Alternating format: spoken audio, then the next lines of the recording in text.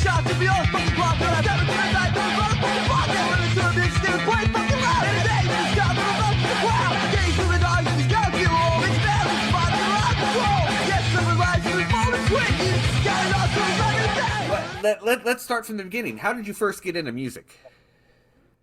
My older brother, him and his friends, like he was friends with some of the guys in No Cash, and they started listening to punk bands. And like, as soon as I heard, you know, some classic punk bands like Pennywise and things like that, I was like, this is for me. I was probably like 12 at the time, and that's when I started going to shows, and it just like, it was like a big click in my head, like, yeah, this is what I need to be doing, this is where I need to go. Yeah, so that was pretty much it. And after that, I just been, you know, diving into different types of music and playing in different types of bands. But that is definitely the genesis of everything. It's just older brother, older friends showing me cool stuff, and then it just goes from there. So Awesome.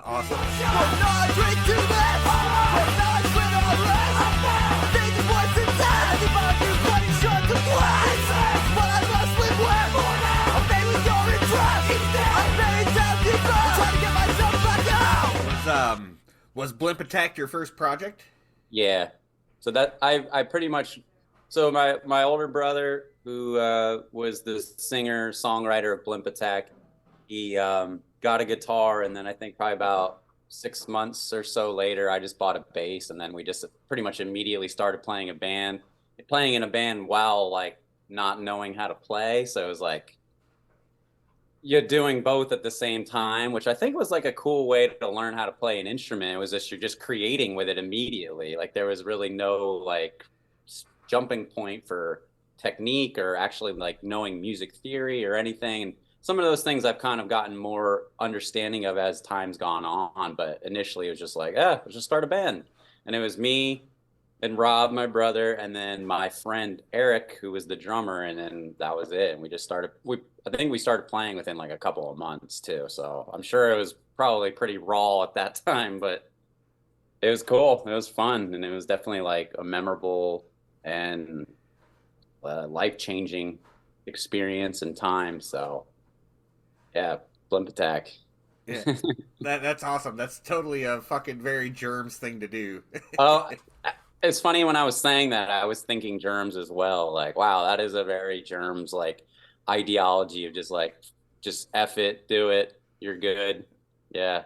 Creativity and like tenacity, and just being like visceral over just actually knowing how to do anything. So I mean, they got really good in a year, but man, they did. The first couple recordings, they were a little rough. Yeah. Yep. Awesome. Yo grita hablando con palabras diferentes. Dame diente porque no tengo y tiene 20, probable más, pero yo no sé cuánto. Y yo quiero comer, pero yo no puedo. Aquí igual que un perro. Ajá, mi cuerpo casi muerto y enfermo sin dinero. Estoy un carpintero con martillo. After the Blimp Attack, let's see, it ran until about 2004, correct? What projects were you in right after that? Did you go right into Mad Conductor? Because it says on my list here, it says chronologically, possibly Mad Conductor was next, but I'm not entirely sure. Yeah. Because like I said, you're sometimes the information's not out there, and I'm just kind of trying to piece it together. So Blimp Attack kind of disbanded when my brother moved to Philly, and me and some of the other people that would be the members of Mad Conductor, we were just like jamming, but none of us really knew how to like write a song. So we were just kind of like endlessly just getting nowhere. And then eventually Chris, who was living, I think, in Long Island at the time, he like came back, and we always kind of stayed in touch. And he showed me, I remember he just pulled into my parents' house driveway, and he had tomb digging shovels on, like they just recorded it, and I was like, this is awesome. Like it was just so different from anything I've heard like a friend make at the time. So I was just like blown away by just him and Dan's just ability to create something that I thought was so unusual and unique, and also just catchy as hell. Like it was just a good song. And at some point, I don't know when that happened, but the bulk of Blimp Attack, it was me, my brother, and who would end up being the guitar player and keyboard player of Mad Conductor, who was also in Blimp Attack, my friend Dylan. We all joined Chris and started doing that like pretty much pretty heavily. Like we were practicing a lot and playing a lot and touring a lot. So, and I was like just pretty much fresh out of high school, and I was like excited to do this cool weird band that I've never played like hip hop music before, so that was totally new. So he like pushed me big time as a bass player, because like that was my role in that band. And just ska, reggae, dub, hip hop, like that's bass centric music. So I like had to kind of I relearned how to play. Like he wanted me to play with my fingers because he wanted that tone, so I stopped playing with a pick. And it was just like a good crash course for somebody that had a lot more experience, a lot more songwriting experience under his belt, and just like touring in general. Like No Cash really aided in getting Mad Conductor like tons of shows, like just because the word of them, and then his new project that just gave us the ability to go on tour. And like it was so cool. Like I loved that initial era of Mad Conductor. It was a lot of fun, and I miss it, honestly. I miss playing with those guys and like playing with my friends, and but it was sick nonetheless. Awesome. So yeah, so it was Blimp Attack, and then pretty much straight into Mad Conductor. It was probably about like 6 to 9 month buffer period, I would say. I could be totally wrong there, like, but it was pretty brief. And now looking back at it, so it was like a interesting jump for me, just learning how to play differently. So yeah. Awesome.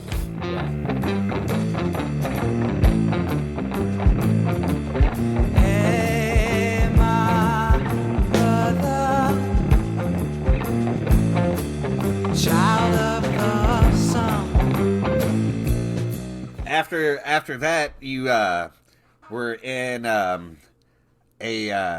psychedelic blues band called Willowed. Yes. And that was the same guitar player and keyboardist who was in Blimp Attack and Mad Conductor, my buddy Dylan. He was the guitar player. I played bass and sang. And then we had this guy named John who runs a very popular drum shop in the area around here. And it was short-lived. We pretty much just made that EP, played a few shows, and then that was the end of the band. We disbanded, but it was fun. Always wanted to do something like that. I love like heavy, like proto metal. Like I love Pentagram and bands like that. So it was cool. It was like my chance at doing something like that, and it was neat. Yeah, it was quite the interesting jump. It was quite the interesting jump. I dug it. For sure. Well, thank you.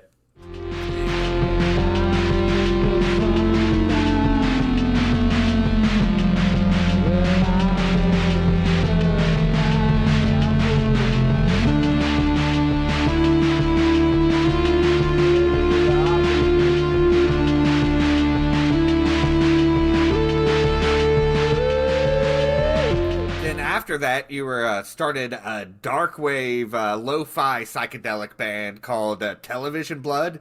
That shit was pretty fucking cool. Well, thank you. Yeah. Tell me about that. Like I think that was you started going down a darker path at that point. I know for sure. Yeah. I don't know why or what, but I feel like the music just keeps getting darker, honestly. But at that point, those were like leftover Willowed songs that turned into an EP. And I was able to get a drummer who actually played in Mad Conductor's like live band for a brief stint.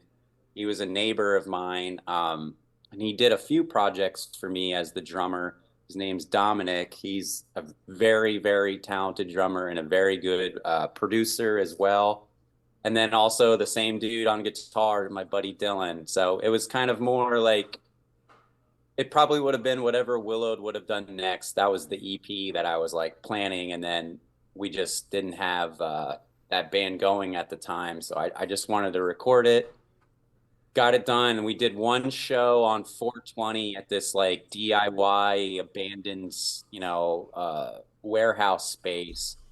So fun, but like I said, it was just like another like EP recorded, a few shows, and then that was kind of it. And that was when I started making electronic music after that, because I was like, I kept making these bands and I just couldn't get any, I couldn't get them to stick around. So I kind of got tired of that and tried to do something.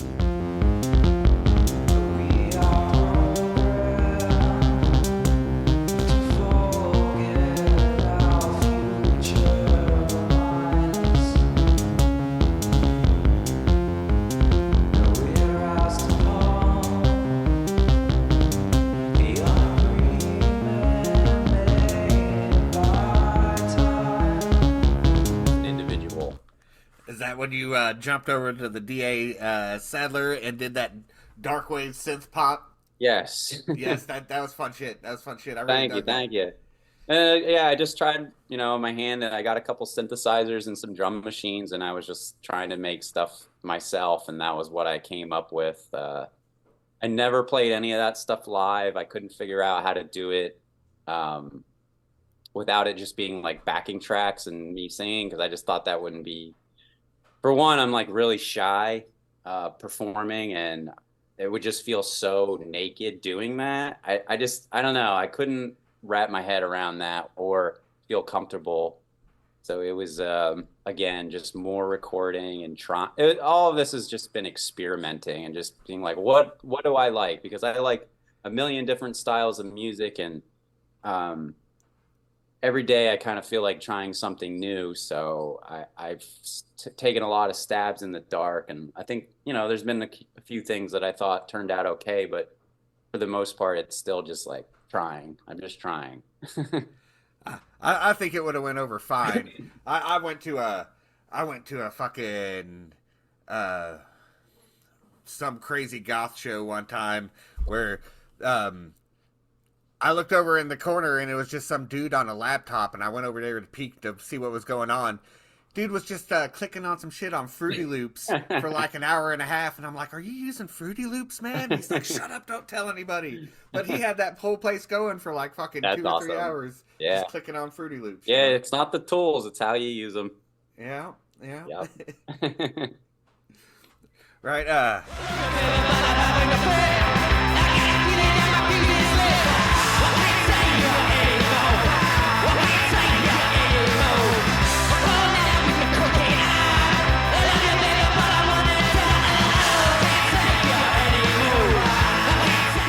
After the D.A. Sadler album, you joined a garage punk band, the MK and the Ultras. You played bass for them? Yeah, and I still am kind of doing that. It's kind of loose right now. The main guy, he had a son, and he's just kind of taking some time off. But that band is so fun. It's just super fun, and I get to just lay back and play bass and do backup vocals, and it kind of takes me back to like just the old days of like I'm not singing, I'm not writing songs, I'm just the bass player, and I love it. The drummer is just a machine. He's so good. This guy named Keaton, he's like unreal how good he is, and it's just fun playing with somebody who's that good, because no matter how bad I'm playing every night, he makes me sound good. So I just love that guy to death. And Matt writes awesome songs, and he's a great performer and songwriter and singer. And that project like really influenced like what became my current stuff as well. So like it was like one of those things where it's like each of these little projects you have is, part of your like blueprint of sound, and the way I see it. And that one, I think, influenced me a lot more than maybe some other stuff that I have done. So yeah, it is really bringing the punk rock back into your sound. Exactly. Yeah. Yeah. Yeah. It gave me the kick in the ass that I needed, honestly. So Yeah, and they're all great. They're fun albums. They're fun listens. Well, thank you. Yeah.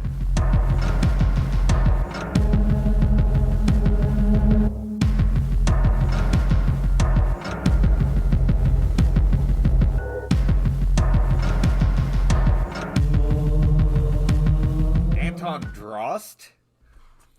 Am I saying that right? Yeah, I just made up a name and then I just started making noise stuff with samples and tape machines, like cassettes. I was making loops and stuff. Again, I was just experimenting and trying something, and I don't know. That's just what I came up with, those sounds. So whatever that is, I'll just fun ambient, Well, thank you. Yeah, I dug it. It wasn't bad. 2019. Let's see. Yeah, and it threw me off a little bit because, like you said, you made up a name. I was like, am I even looking at the right page here? But no, yeah. I dug it. Right, well, like I can see its connection to like the DA Sadler and whatnot. Yeah, and honestly, I think like the way I play guitar, like it's noisy and reverberated and just filthy. Like I just like filthy, disgusting reverb, delayed out, nasty tones of guitar, and I don't know. I don't think it's that far fetched. Like just some of the sounds, like I like to go for. I feel like, I could throw some of those on like an album of like the punk stuff I make as an interlude or something. Like I think it's all like it's all in there in this weird brain, but without a drummer, it seems a little weird, but yeah, it was fun. It's definitely fun.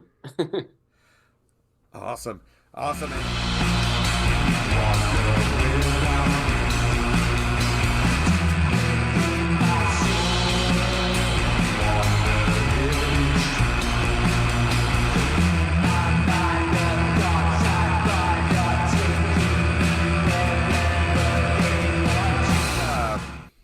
Then you started a post-punk death rock band called DEATHBAG.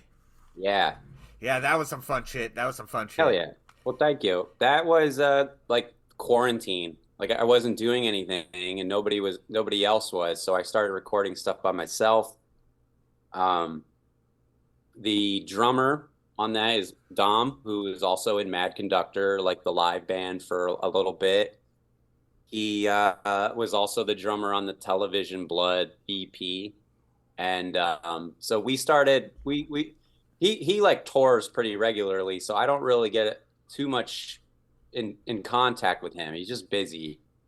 He was, stuck at home like everyone else, and he was looking for work. So I had some songs that the way I usually do them is I'll map the song out with a drum machine and everything's done. It's a demo, and I just had him play over top of that. Took out the drum machine and then I played to him, and then I was doing this all at in my freaking mom's basement. And then what happened was I ended up putting a couple songs up online, and some guy from France hit me up, liked what I had, was asking if I had more songs, and I had some more that we were working on, and then eventually he pressed them on his record label. So there was some vinyl out there in France that's circulating with that name. So that was like the first time I ever got a vinyl put out for my own music. So that was like mind blowing. And I still like kind of will go downstairs and look at my record every now and then and be like, all right, that's that's really cool. It was definitely like a bucket list, like check off kind of thing. Like, all right, I can, feel a little bit better when I leave this earth about some things because I finally got some wax made. So it was cool. Shit, yeah. And I ended up having like a live band going for a little bit with that name, but I wasn't really that big into the name, and it wasn't. I kind of had it as a placeholder, but it ended up getting pressed with that name, so we pushed on with playing some shows under that name, and then eventually that ended up what became Pale Fang. So that's like the starting point of Pale Fang. We can probably jump into that later, but yeah, that was it was funny because like the things that I was like influenced by were not death rock, but uh, it definitely is a death rock album. So Yeah, it totally came out death rock. That's awesome. That's awesome. And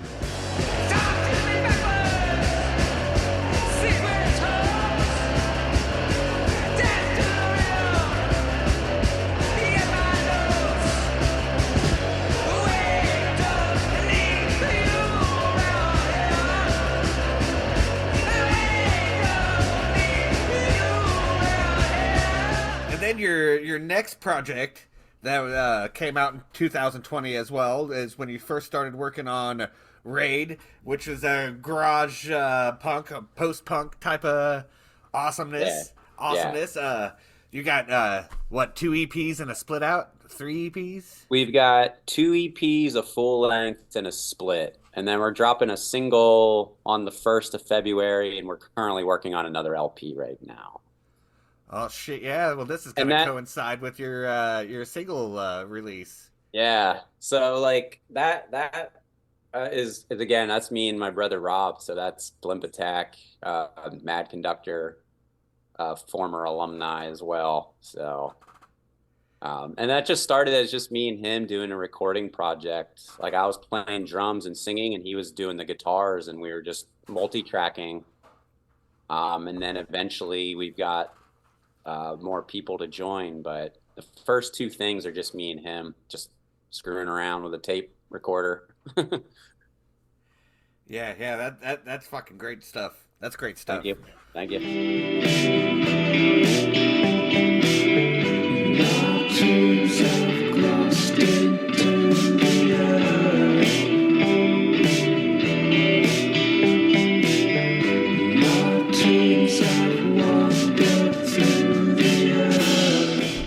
Fever Den, you go kind of almost back into your ambient mode with that one. Yeah. But it still has that post-punk indie vibe to it. For sure. That was me and Dom. Dom played drums on that, and I did everything else. That was kind of like a weird little sidestep of a project. It was all kind of like softer songs that I didn't really know what to do with, so I just kind of compiled them on an EP, and I actually forgot about it until we were talking about doing this, so that's why it was just released yesterday on Bandcamp. Totally forgot about it. It's just kind of one of those things where I made it, and then that was kind of it. And I made some videos on like a Super 8 camera, like using film, and I think it came out pretty cool. It was just I just didn't know what to do, and I didn't really have a band to put together for it. But the name, actually, I was telling somebody, because somebody asked me about that. The name was I was living in this apartment on like the 3rd floor of this old house, and on the bottom floor was the only place that you could control like the temperature of the house, like the thermostat. And the tenant or the roommate or whatever, the neighbor who controlled that was this like elderly woman. So in the wintertime, it would be so hot in my apartment that I would literally have like all my clothes off, the windows would be open, and it would be like 30 degrees outside, but I would just be like sweating. So I called it my fever den, and then I just decided, because that was where I wrote all those songs, and I don't know. It just kind of, I thought it was like a fun little name for what was like kind of a funny little experience I had. But yeah, it was a good EP. I really liked Into the Earth. That was a good track off that one. Thank you.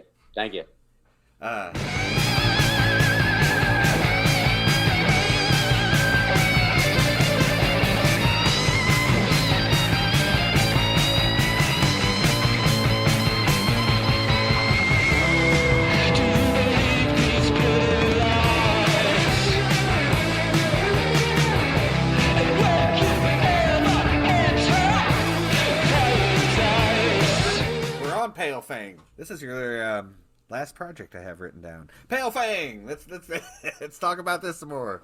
Pale Fang is the only band of people that I've never played with before, and they're all like people in the valley that I've kind of like was aware of, The lead guitar player I've been like trying to work with for a while because he's awesome. But the other guys, like I knew of them because they were in also like other bands. Some of them I even had like shared bills on, on shows with them, but just never collaborated with them before. And we've been doing it since August 2022.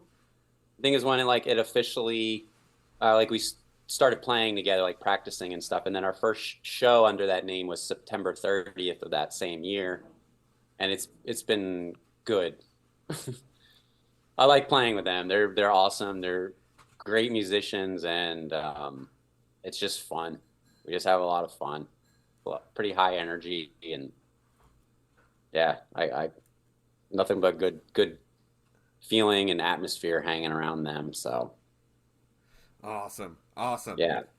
Well, We just started playing with a second drummer as well. So like it's pretty sick. I've never played with two full kit drummers, and they're like one's left-handed, the other's right-handed, so it looks all cool the way they play together. And so we're just getting like bigger and heavier and louder, and I love it. So that's my goal. Like I love like really heavy, loud music.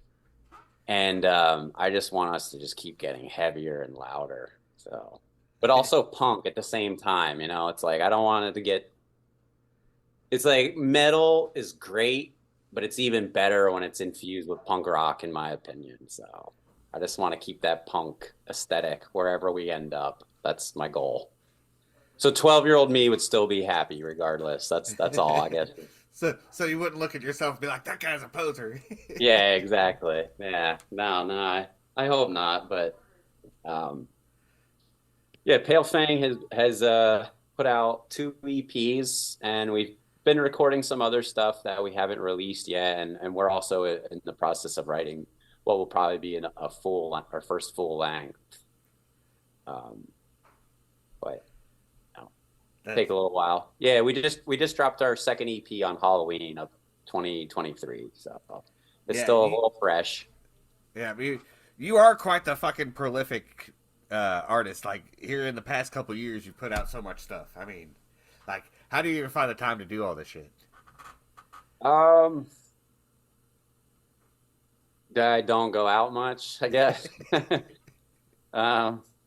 I just like making music. It's just, I don't know, it's just what I've been doing since I was a kid, so I don't really know anything else. And I just think it's fun, like the whole collaborative process of like other people getting involved, and or even just the stuff that I do by myself. Like I just like the challenge of it and seeing what happens. And I love just looking back. Like this was definitely a bit of like a bit of a reflective exhibition, like just being like, oh yeah, and then I did this thing. Like a lot of these things I haven't thought about in years, so it was cool just like take a little listen and just be like, oh, that's weird. I don't know why I was doing that then, or why I was thinking that, or writing these kinds of lyrics. So it's a great like photograph of where you were at that time, and I hope to just keep littering more albums and singles and whatever, just so that hopefully one day I can look at these when I'm not making music because I'm too old to do it or whatever, and just be like, wow, that was cool. I'm glad I did that because yeah, I don't know, I just love music. That's all it is. Word.